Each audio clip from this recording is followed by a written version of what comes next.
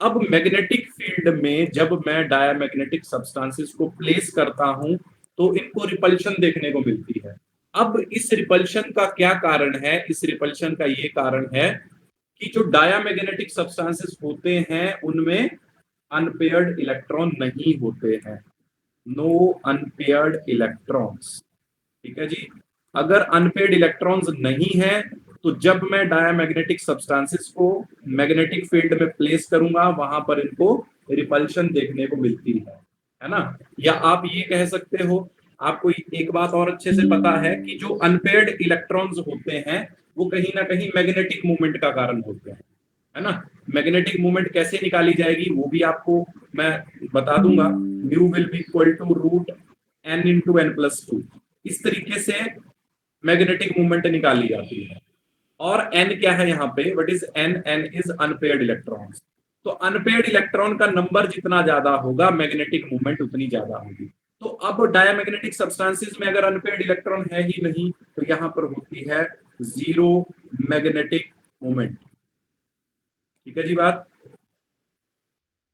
क्योंकि यहां पर एन वैल्यू जीरो है। What is n? N is the number of unpaired electron. तो उसमें एग्जांपल याद रखना डायमैग्नेटिक सब्सटेंसेस के, जैसे वाटर आ जाएगा, NaCl आ जाएगा, ठीक है जी, और बेंजीन आ जाएगा C6H6। ठीक है। अब नेक्स्ट है इसमें फेरोमैग्नेटिक सब्सटेंसेस। अब ये थोड़े इंटरेस्टिंग है, अगले तीन जो बचते हैं प्लीज इनको ध्यान से समझना, यहां से क्वेश्चन आने की पॉसिबिलिटी रहती है। Ferromagnetic substances. अब फेरोमैग्नेटिक सब्सटेंसेस क्या होते हैं? फेरोमैग्नेटिक सब्सटेंसेस ऐसे सब्सटेंसेस होते हैं जो परमानेंट मैग्नेटिज्म शो करते हैं, चाहे मैं उनको मैग्नेटिक फील्ड में रखूं या ना रखूं। ठीक है जी। So what are ferromagnetic substances? Ferromagnetic substances are those substances which shows permanent magnetism even in the absence of the magnetic field. ठीक है जी। अगर मैं मैग्नेटिक फील्ड में इनको ना भी रखूं तब भी ये क्या करते हैं? परमानेंट मैग्नेटिज्म शो करते हैं। क्या देखने को मिलता है इनमें? Permanent magnetism. समझ गए बात को? Permanent magnetism in the absence of magnetic field. मतलब अगर मैं मैग्नेटिक फील्ड में भी नहीं रखता हूं तो तब भी ये मैग्नेटिक बिहेवियर दिखाते हैं। समझ गए बात को? अब इनमें क्या होते हैं? अनपेयर्ड इलेक्ट्रॉन होते हैं। ठीक है जी। इनमें क्या होते हैं? अनपेयर्ड इलेक्ट्रॉन्स होते हैं। और इनमें जो अनपेयर्ड इलेक्ट्रॉन्स प्रेजेंट होते हैं उनको मैं बोलता हूं मैग्नेटिक डोमेन्स। क्या बोलता हूं उनको? Magnetic domains. इतनी बात समझ गए? अब जब मैं इनको क्या करूंगा, जब मैं फेरोमैग्नेटिक सब्सटेंसेस को मैग्नेटिक फील्ड में रखूंगा तो इनमें जितने भी अनपेयर्ड इलेक्ट्रॉन्स होंगे या मैग्नेटिक डोमेन्स होंगे वो सारे क्या कर लेंगे? खुद को एक डायरेक्शन में अलाइन कर लेंगे। ठीक है जी। मान लिया कि ये इस तरीके से है पहले।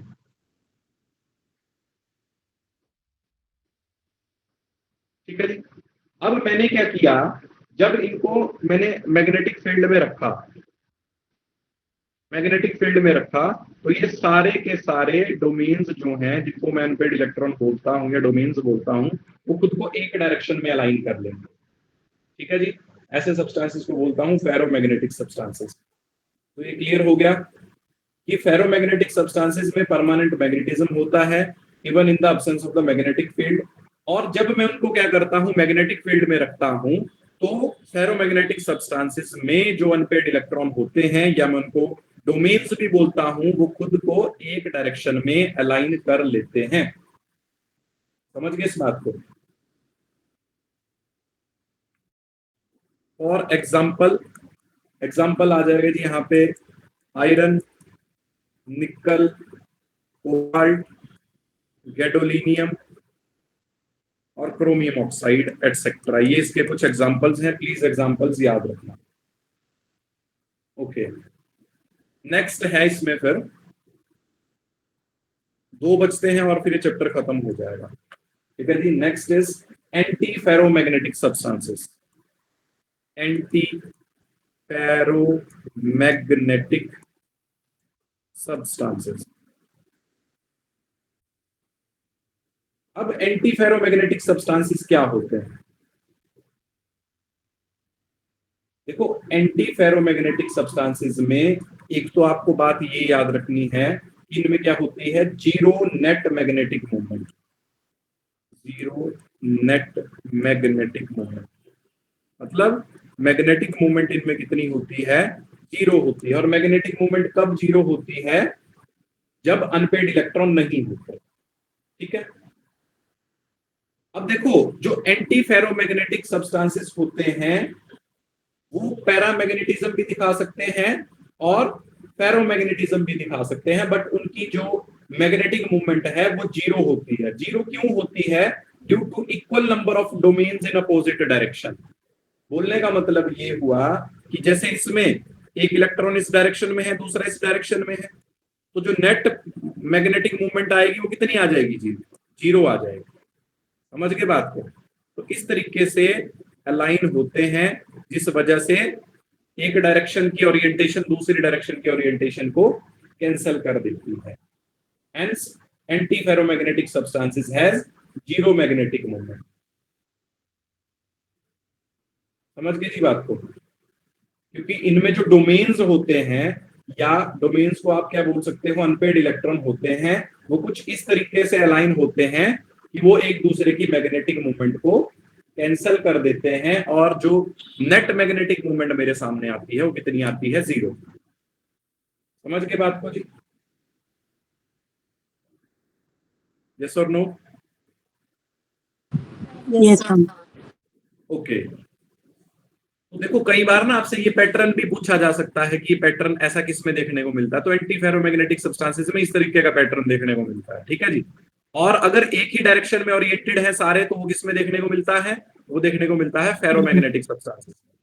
अब लास्ट बचते हैं एक और, that is ferrimagnetic substances.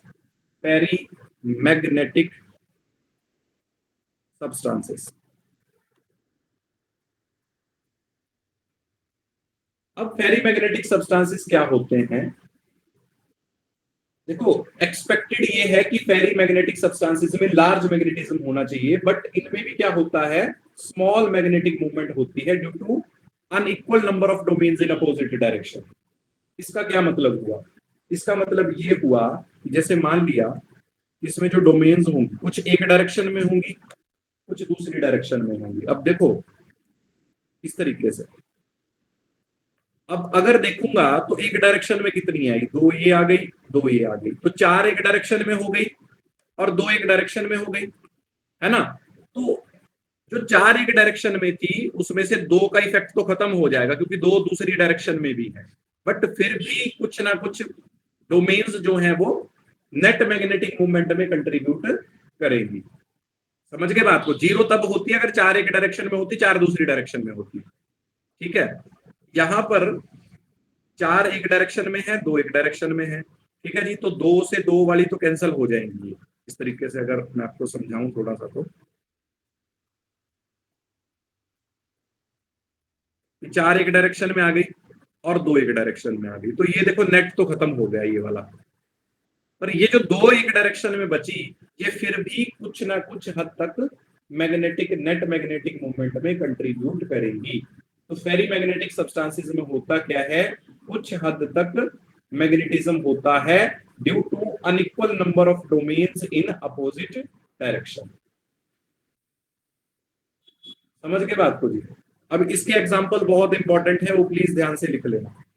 पहला एग्जांपल है इसका मैग्नेटाइट Fe3O4। Fe3O4 को बोलते हैं मैग्नेटाइट। ठीक है जी। दूसरा एग्जांपल है इसका MgFe2O4। MgFe2O4 इसको बोलते हैं फेराइट। FeRRITE। ठीक है जी। ये भी फेराइट में आता है। और एक और एग्जांपल आता है यहाँ पे ZnFe2O4। ये दो एग्जांपल फेराइट कैटेगरी के एग्जांपल है। ठीक है जी। अब होता क्या है देखो, जब मैं फेरी मैग्नेटिक सब्सटेंसेस को हीट करता हूं तो वो पैरामैग्नेटिक सब्सटेंसेस में कन्वर्ट हो जाते हैं, है ना। ये इंपॉर्टेंट बात है, प्लीज ये भी लिख लो। आप लिख सकते हो these substances these substances lose ferrimagnetism lose ferrimagnetism on heating and becomes paramagnetic। तो ये बहुत इंपॉर्टेंट बात है जी। यहां से जब मैं फेरी मैग्नेटिक सब्सटेंसेस को हीट करता हूं तो फेरी मैग्नेटिक सब्सटेंसेस पैरामैग्नेटिक सब्सटेंसेस की तरह बिहेव करते हैं। So that's all for this chapter।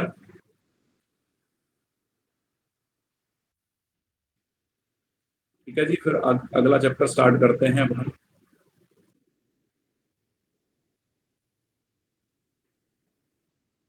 Clear है सबको ये? Yes sir. ओके, तो नेक्स्ट चैप्टर स्टार्ट करते हैं हम नेक्स्ट पेज पे, नए पेज पे।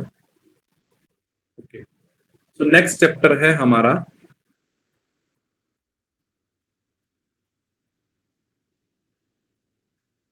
Solutions.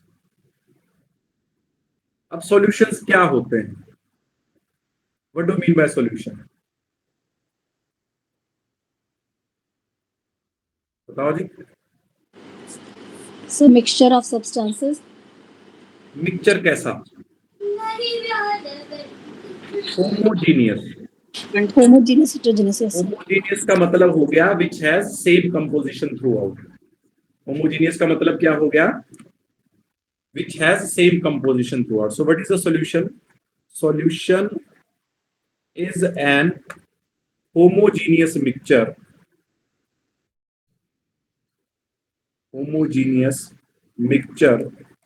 of two or more chemically non-reacting substances, two or more chemically non-reacting substances।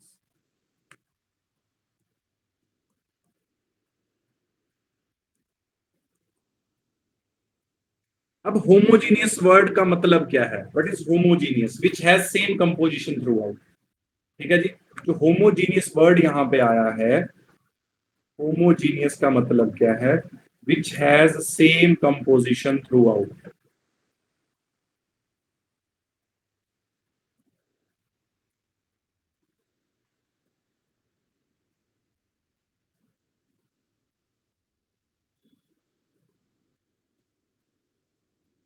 ठीक है जी, ये होमोजीनियस का मतलब है। इतनी बात सबको क्लियर हो गई? Yes sir. अब बात करता हूं सॉल्यूशन के कंपोनेंट्स की। कंपोनेंट्स का मतलब जिनसे मिलके कोई भी सॉल्यूशन बनता है ना। तो कंपोनेंट्स क्या होते हैं सॉल्यूशन के? सॉल्यूशन के दो कंपोनेंट्स होते हैं, एक होता है सॉल्यूट और दूसरा होता है सॉल्वेंट। ठीक है जी। So what is solute? Solute is that component of the solution which is present in smaller amount। And what is solvent? Solvent is basically that part of the solution which is present in higher amount। और solvent को कैसे define कर सकता हूं? Which gives appearance to the solution। ठीक है जी, which gives appearance to the solution। इस बात का क्या मतलब हुआ? इस बात का ये मतलब हुआ कि मान लिया कि मेरे पास शुगर है और वाटर लिक्विड है। ठीक है जी, अब शुगर सॉलिड होगी, वाटर लिक्विड होगा। अब इन दोनों को मैंने मिक्स कर दिया, इनका सॉल्यूशन बनाया, तो वो कैसा बनेगा? अगर मान लिया मैं 1 स्पून शुगर लेता हूं और वाटर लिक्विड एक पानी का गिलास लेता हूं, तो कैसा सॉल्यूशन बनेगा जी? लिक्विड सॉल्यूशन बनेगा ना। तो सॉल्यूशन का फेज क्या हुआ? लिक्विड। और सॉल्वेंट का फेज भी क्या था? लिक्विड। तो इसलिए मैंने सॉल्वेंट की दूसरी डेफिनेशन क्या बताई? Which gives appearance to the solution. समझ गए बात को? अब हमारे सिलेबस में केवल और केवल बाइनरी सॉल्यूशन है। आगे आ जाता है इसमें, नेक्स्ट आ जाता है टाइप्स ऑफ सॉल्यूशन। देखो मैं सॉल्यूट सॉल्वेंट की डेफिनेशन लिख के ज्यादा टाइम वेस्ट नहीं करना चाहता, ये आपको पता है, और ना यहाँ से कोई क्वेश्चन आएगा कि what is solute what is solvent. ठीक है, आगे बात करते हैं टाइप्स ऑफ सॉल्यूशन। तो पहला सॉल्यूशन आया मेरे पास बाइनरी सॉल्यूशन। कैसा सॉल्यूशन आया जी? Binary solution. बाइनरी सॉल्यूशन का मतलब है कि एक सॉल्यूट को एक सॉल्वेंट में मिक्स किया। ठीक है जी, वन सॉल्यूट और वन सॉल्वेंट से मिलके जो सॉल्यूशन बनता है उसको बाइनरी सॉल्यूशन बोलता हूं। सिलेबस में हम केवल और केवल बाइनरी सॉल्यूशन ही पढ़ते हैं, हमारे सिलेबस में बाइनरी सॉल्यूशन। पर थोड़ा सा आपको और भी बता देते हैं। उसके बाद आता है टर्नरी सॉल्यूशन। कैसा solution? Ternary solution. Ternary solution का मतलब ये हुआ जी कि मेरे पास दो सॉल्यूट होंगे और एक सॉल्वेंट होगा। सॉल्वेंट हमेशा फिक्स रहता है, सॉल्वेंट एक ही होगा, सॉल्यूट एक से ज्यादा हो सकते हैं। ठीक है जी, उसके बाद आ गया quaternary solution. Quaternary solution, quaternary solution में तीन सॉल्यूट होते हैं और एक क्या होता है? सॉल्वेंट होता है। समझ गए बात को जी? अब इनके एग्जाम्पल आप अपनी डेली लाइफ से ले सकते हो। मान लिया कि आपने पानी का गिलास लिया है 250 ml का या 300 ml का, जितनी भी उसकी क्वांटिटी होती है। अगर आप उसमें एक चम्मच नमक मिला दो, उसको अच्छे से मिक्स कर दो, तो वो बाइनरी सॉल्यूशन बन गया, क्योंकि उसमें एक सॉल्यूट है और एक ही सॉल्वेंट है। सॉल्यूट क्या है उसमें? NaCl नमक, और सॉल्वेंट क्या है उसमें? वाटर। अब दूसरी बात, टर्नरी सॉल्यूशन। अब मान लिया कि जो बाइनरी सॉल्यूशन बना है, आप क्या करो, आप उसमें एक चम्मच शुगर का भी घोल दो, तो उसमें सॉल्यूट दो हो गए, एक NaCl हो गया और एक शुगर हो गया, सॉल्वेंट एक ही रहा, तो वो टर्नरी सॉल्यूशन हो गया। समझ गए उस बात को? अगर आप मान लिया तीसरी चीज उसमें थोड़ा सा एक चम्मच नींबू पानी का डाल देते हैं, वो भी उसमें डिसॉल्व कर देते हैं लेमन का, तो वो फिर क्वाटनरी सॉल्यूशन बन गया, उसमें तीन सॉल्यूट हो गए और एक सॉल्वेंट हो गया। समझ गए इस बात को? Yes or no? Yes, sir. Okay, अब हमारे पास अकॉर्डिंग टू एनसीईआरटी 9 तरह के सॉल्यूशन बनते हैं। कितनी तरह के सॉल्यूशन? 9 तरह के सॉल्यूशन।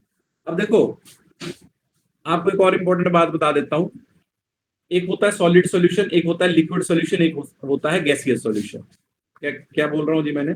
एक होता है सॉलिड सॉल्यूशन, एक होता है लिक्विड सॉल्यूशन, और एक होता है गैसियस सॉल्यूशन। अब इन तीनों में फर्क क्या है? जो सॉलिड सॉल्यूशन होगा उसमें सॉल्वेंट सॉलिड होगा, सॉल्यूट कुछ भी हो सकता है। सॉल्यूट सॉलिड भी हो सकता है, लिक्विड भी हो सकता है, और गैस भी हो सकता है। तो कितनी तरह के सॉल्यूशन जनरेट हो जाएंगे यहां से? तीन तरह के, solid in solid, solid in liquid, solid in gas. Yes or no? In the similar way, liquid solution में सॉल्वेंट फिक्स है कि वो लिक्विड ही होगा, और सॉल्यूट कुछ भी हो सकता है, इट में भी सॉलिड, इट में भी लिक्विड, इट में भी गैस। तो पहला लिक्विड सॉल्यूशन बन गया liquid in solid, liquid in liquid, liquid in gas. तो देखो तीन तरह के सॉल्यूशन यहां से बने, तीन तरह के सॉल्यूशन यहां से बने, और तीन यहां से बनेंगे। अगर सॉल्वेंट को गैस फिक्स कर देता हूं, ठीक है जी, सॉल्यूट सॉलिड भी हो सकता है, लिक्विड भी हो सकता है, और गैस भी हो सकता है। तो gas in solid, gas in liquid, gas in gas, तो तीन तरह के सॉल्यूशन ये हो गए। सो एनसीईआरटी में जो 9 तरह के सॉल्यूशन दिए गए हैं वो ये दिए गए हैं। ठीक है जी, समझ गए बात को? Yes, sir. ओके, अब इनके आपको एक एक एग्जांपल याद करना पड़ेगा, वो बहुत इंपॉर्टेंट है। तो थोड़ा सा मैं आपको एग्जांपल भी इनके बता देता हूँ जी। देखो एक टेबल बनाते हैं, यहाँ पे लिख रहा हूँ सॉल्वेंट, और यहाँ लिख रहा हूँ सॉल्यूट, और यहाँ लिख रहा हूँ उसका एग्जांपल। अब देखो सॉल्वेंट अगर सॉलिड है, सॉलिड है, सॉलिड है। ये सॉलिड हो सकता है, लिक्विड हो सकता है, गैस हो सकता है। ओवरऑल इन तीनों सॉल्यूशंस को कैसे सॉल्यूशन बोलूंगा? Solid solutions. अभी बता दी बात, क्योंकि सॉल्वेंट सॉलिड है। अब सॉलिड इन सॉलिड का एग्जांपल है जितने भी तरह के एलॉयज आते हैं, जैसे ब्रास, ब्रॉन्ज, है ना। गोल्ड में आप कोई भी चीज मिलाते हो, गोल्ड में सिल्वर मिलाते हो, गोल्ड में कॉपर मिलाते हो, गोल्ड में कुछ भी मिक्स करते हो, ठीक है। तो जितनी भी तरह के लॉयज हैं वो सारे के सारे सॉलिड इन सॉलिड सॉल्यूशन है ना। तो लिख सकते हो all alloys, all alloys like brass, bronze, है ना।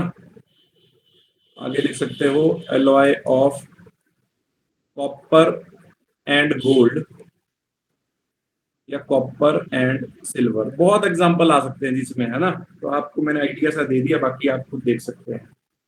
अब बात करता हूं सॉलिड इन लिक्विड। आज की क्लास में एग्जांपल बताया शुगर सॉल्यूशन या साल्ट सॉल्यूशन, है ना। शुगर सॉल्यूशन या सॉरी, शुगर सॉल्यूशन या साल्ट सॉल्यूशन यहाँ पे नहीं आएंगे, वो लिक्विड इन सॉलिड में आएंगे। समझे बात को? क्योंकि यहां पर मैं सॉल्यूट को सॉलिड की तरह यूज कर रहा हूं। आप बात समझ रहे मैं क्या बोल रहा हूं? दूसरा केस है मेरे पास इसमें सॉलिड इन लिक्विड का। तो सॉलिड इन लिक्विड में आ जाएगा जैसे amalgam of mercury, amalgam of mercury with sodium, amalgam of mercury with sodium, ठीक है जी। ये इसमें एग्जांपल आ जाएगा। और तीसरा एग्जांपल है सॉलिड इन गैस, ठीक है जी। सॉलिड इन गैस, तो उसमें आ जाएगा solution of H2 in PD, palladium. Palladium क्या है? सॉलिड है, उसमें H2 गैस का सॉल्यूशन ले लूंगा तो वो इसका एग्जांपल हो जाएगा, ठीक है। तो ये ओवरऑल सॉलिड सॉल्यूशन हो गए। इसी तरीके से लिक्विड देखता हूं। अब मैं सॉल्वेंट फिक्स कर रहा हूं लिक्विड। ये सॉलिड हो सकता है, ये लिक्विड हो सकता है, ये गैस हो सकता है, ठीक है जी। सो यहाँ पर क्या एग्जांपल आ जाएगा? अगर मैं सॉल्वेंट लिक्विड फिक्स कर देता हूं, यहाँ पर आ जाएगा आपका वो एग्जांपल। कौन सा? शुगर सॉल्यूशन और साल्ट सॉल्यूशन। और लिक्विड इन लिक्विड में, इसमें तो दुनिया भर के एग्जांपल आ जाएंगे, है ना। बेंजीन इन टाउलिन,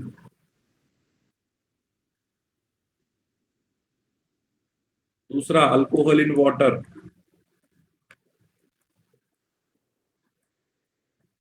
ठीक है जी। इस तरीके से इसमें एग्जांपल आ जाएंगे। लास्ट जो है इस कैटेगरी में, that is gas in liquid. तो उसमें एग्जांपल आ जाएगा CO2 इन वाटर, या अमोनिया भी गैस है, अमोनिया इन वाटर। तो ये दो में एग्जांपल आ गया। क्लियर है बात?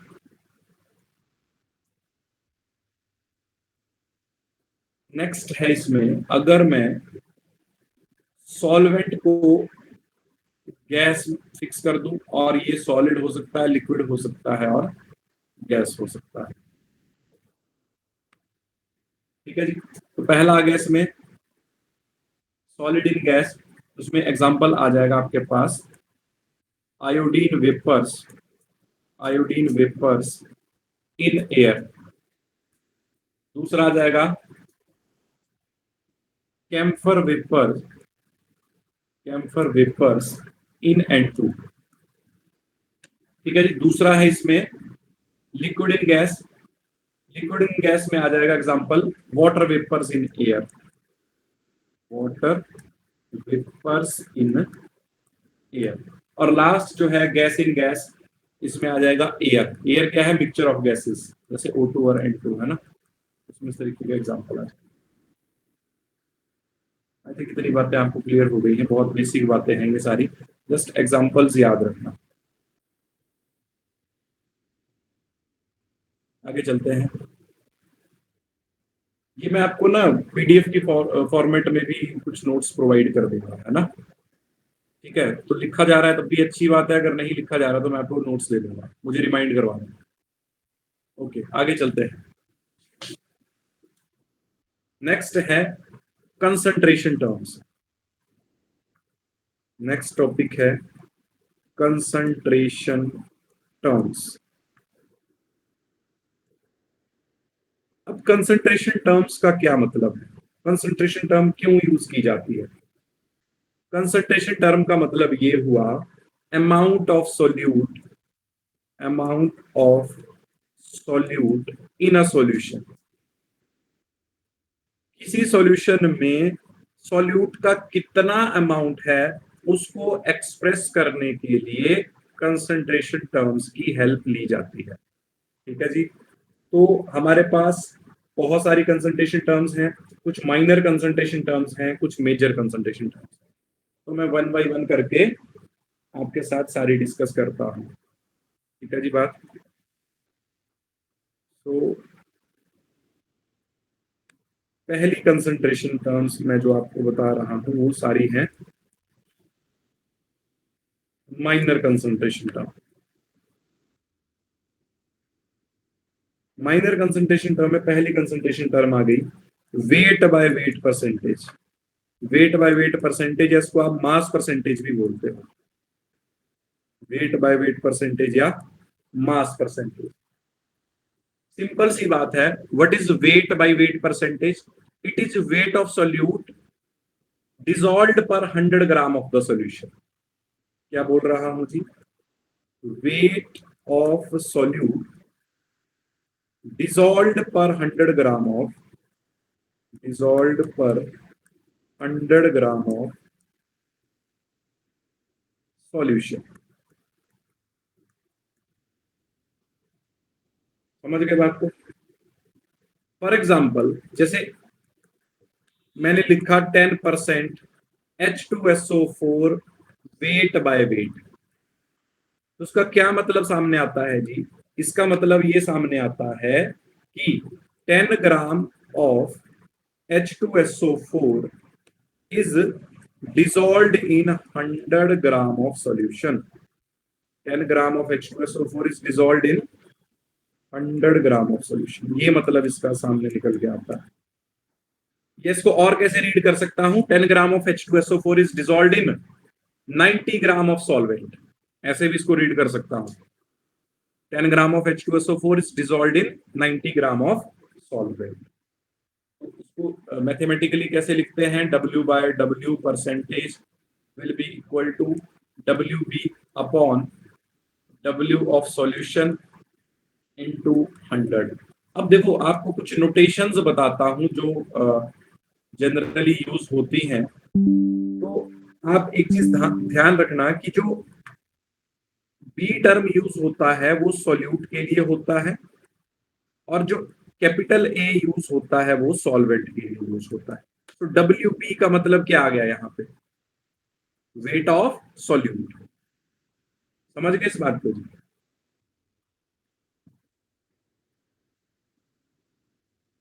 इस बात को समझ गए सारे? Yes, sir. अब एक क्वेश्चन पूछता हूं आपसे। क्वेश्चन ये है 15 ग्राम of H2SO4, 15 gram of H2SO4 is dissolved in 250 gram of water. Find weight by weight percentage. Find weight by weight percentage. बताओ जी कितना आंसर आएगा?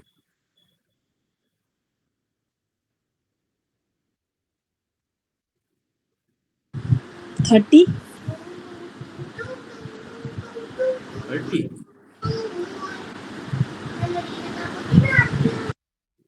6%. 6. कितना आएगा जी?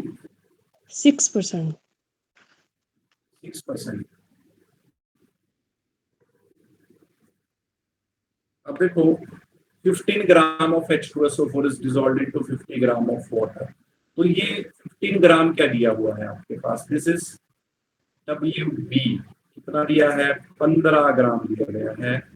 WA कितना दिया गया है? 250 ग्राम दिया गया है। तो वेट बाय वेट परसेंटेज का फॉर्मूला होता है WB upon W of solution into 100, है ना जी? तो डब्ल्यू बी कितना है यहाँ पे 15। डब्ल्यू ऑफ सॉल्यूशन कैसे निकलेगा, ऐसे निकलेगा ना, W B plus W A करके, यस और नो। ये बन जाएगा 15 डिवाइड बाय 250 प्लस 15 इंटू 100। ऐसे ही किया, मुझे नहीं लगता ऐसे करके कितना आंसर आना चाहिए। ऐसे ही किया जी,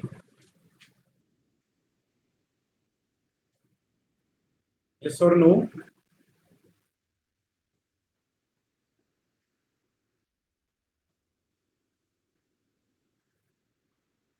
देखो 5 से इसको डिवाइड कर दो, तो यहाँ पर किसी और से भी जा सकता है, 5 से कर देते हैं 3, 5, 15, ठीक है। ये बन रहा है 300/53, तो ये 5 पॉइंट समथिंग आएगा। कितना आएगा जी, सॉल्व करो इसको, बताओ कितना आएगा।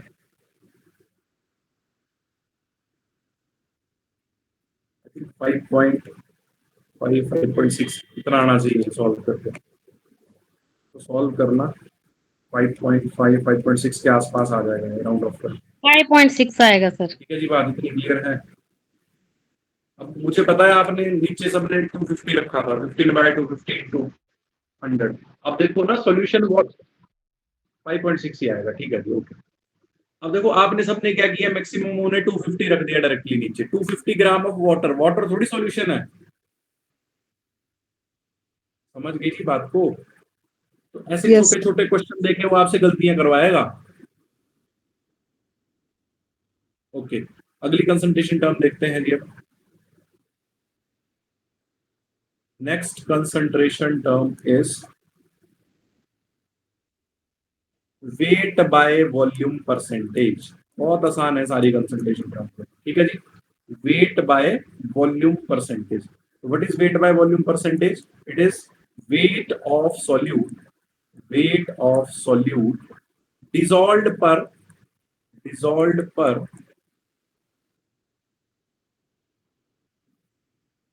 100 ml ऑफ सॉल्यूशन।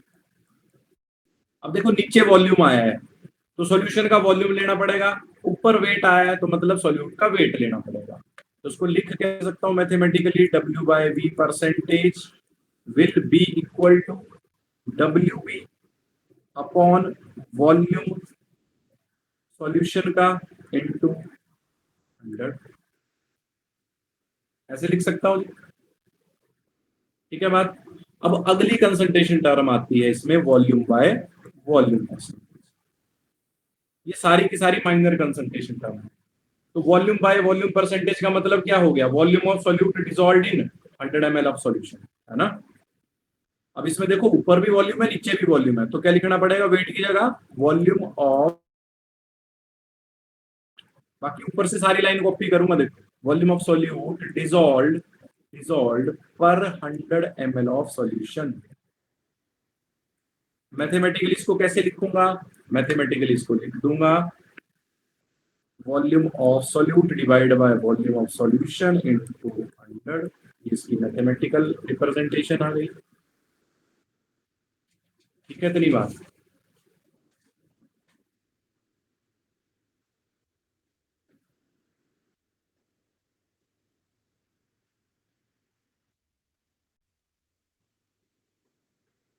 इतनी बात क्लियर है जी सबको, फिर आगे चलते हैं। Yes, next sir. Concentration term is ppm. Ppm का मतलब पार्ट्स पर मिलियन। इस कंसंट्रेशन टर्म का यूज तब होता है जब सॉल्यूट बहुत बहुत बहुत कम मात्रा में प्रेजेंट होता है, ट्रेसर अमाउंट में। ठीक है जी। सो व्हाट इज पार्ट्स पर million? Number of parts of solute, number of parts of solute dissolved per million part of solution, dissolved per million part of solution।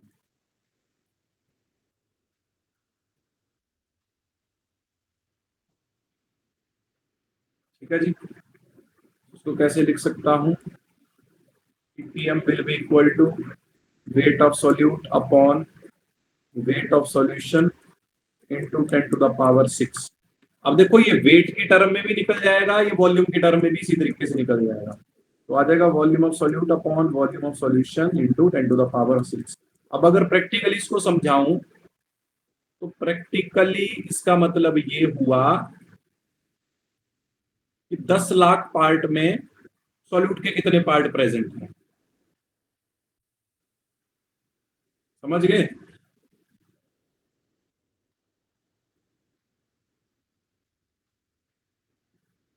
समझ गए जी बात को? Yes sir. ये कंसंट्रेशन टर्म तब use की जाती है जब सॉल्यूट बहुत बहुत बहुत कम मात्रा में प्रेजेंट है, बहुत कम ट्रेसर अमाउंट में, तब इस कंसंट्रेशन टर्म का यूज किया जाता है, पार्ट्स पर मिलियन का। अब देखो एक इंपॉर्टेंट बात मैं आपको यहां से और बताता हूं, ठीक है? मैक्सिमम टाइम कैसे क्वेश्चन आते हैं कि कौन सी कंसंट्रेशन टर्म टेम्परेचर डिपेंडेंट है, कौन सी कंसंट्रेशन टर्म टेम्परेचर इंडिपेंडेंट है, समझ गई थी बात को? तो ध्यान रखना, जहां पर भी वॉल्यूम आ गया, जिस भी कंसंट्रेशन टर्म में वॉल्यूम आ गया, वो टेम्परेचर के साथ बदल जाएगी, वो ज्यादा अच्छी कंसंट्रेशन टर्म नहीं होगी। अब वो ज्यादा अच्छी कंसंट्रेशन टर्म क्यों नहीं होगी? उसका रीजन ये है कि मान लिया कि जैसे मैं यहाँ पे क्लास ले रहा हूं, तो यहाँ पे जो भी टेम्परेचर इस टाइम है 34, 35, जितना भी टेम्परेचर है रूम टेम्परेचर, ठीक है, उसमें मैं कोई रिएक्शन करवाता हूँ, ठीक है, तो वैल्यू कुछ और आएगी। अगर मैं वही रिएक्शन राजस्थान में करवाता हूं तो वैल्यू कुछ और आएगी। क्यों? क्योंकि वो कंसंट्रेशन टर्म टेम्परेचर के साथ चेंज होती है। तो मेरे को ऐसी कंसंट्रेशन टर्म्स चूज करनी है, चाहे मैं रीडिंग यहाँ पे ले रहा हूं, चाहे दुनिया के किसी भी कोने में ले रहा हूं, वैल्यू सेम आ रही है। तो कौन सी कंसंट्रेशन टर्म ज्यादा बेटर होती है? जो टेम्परेचर पे डिपेंड नहीं करती, ठीक है? तो आपको सीधा सा मैंने मेथड बता दिया, लॉजिक ही बता दिया कि जहां पर भी वॉल्यूम आ गया वो टेम्परेचर के साथ चेंज होगी, जहां पर वॉल्यूम नहीं है वो टेम्परेचर के साथ चेंज नहीं होती है, और वो ज्यादा अच्छी कंसंट्रेशन टर्म होती है। तो बताओ आज कौन सी कंसंट्रेशन टर्म मैंने आपको एक ऐसी बताई जो टेम्परेचर के साथ चेंज नहीं होगी, जिसके ऊपर टेम्परेचर का कोई भी इफेक्ट नहीं होगा?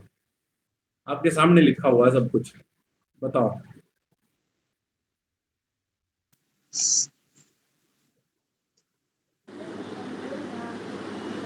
Volume by volume. और उसमें तो वॉल्यूम आ गया, वो तो चेंज हो नहीं जाएगी। सर मैं बोल रहा हूँ मास सिर्फ एक कंसंट्रेशन टर्म बताई, वेट बाय वेट परसेंट, जिसमें कोई भी वॉल्यूम नहीं है, जो कि टेम्परेचर के साथ चेंज नहीं होगी। और दूसरी इसमें आ सकती है आपकी पार्ट्स पर मिलियन। पर पार्ट्स पर मिलियन में कौन सी वाली आएगी? जो बाई वेट बताइए आपको, ये वाली, क्योंकि इसमें वेट ही है। देखो यहाँ पर भी वेट है, यहाँ पर भी वेट है, वॉल्यूम कहीं नहीं है। जहां पर भी वॉल्यूम आ गया वो टेम्परेचर के साथ चेंज हो जाएगी, है ना, वो टेम्परेचर के साथ चेंज हो जाएगी। तो ये इंपॉर्टेंट क्वेश्चन यहाँ से बनते हैं। अब देखो एक क्वेश्चन अगर आपको याद होगा तो स्कूल टाइम में पूछा जाता था, out of molarity and molality which is better concentration term and why? ठीक है जी, ये क्वेश्चन बहुत बार पेपरों में पूछा जाता है कि मोलैरिटी और मोलैलिटी में ज्यादा अच्छी कंसंट्रेशन टर्म कौन है और क्यों है। इसका आंसर मैं आपको भी बता देता हूं, और ये कंसंट्रेशन टर्म मैं आपको कल बता दूंगा। इसका आंसर है molality. Molality is more better concentration term than molarity because molality of a solution do not changes with temperature। क्योंकि मोलैलिटी होती क्या है? मोलैलिटी होती है number of moles of solute dissolved पर किलोग्राम ऑफ सॉल्वेंट। तो वहां पर वॉल्यूम नहीं आया, जहां पर वॉल्यूम नहीं आता है वो ज्यादा अच्छी कंसंट्रेशन टर्म होती है। ठीक है जी बात। तो आज मैं इतना ही करवा रहा हूं, बाकी कल मैं इसमें कंटिन्यू करूंगा जी। तो कोई डाउट है तो आप पूछ सकते हैं, अदरवाइज हम क्लास को यहीं पे खत्म करते हैं। सर क्वेश्चन शेयर कर देना प्रीवियस चैप्टर के। ठीक है जी, ठीक है। ओके जी, थैंक यू।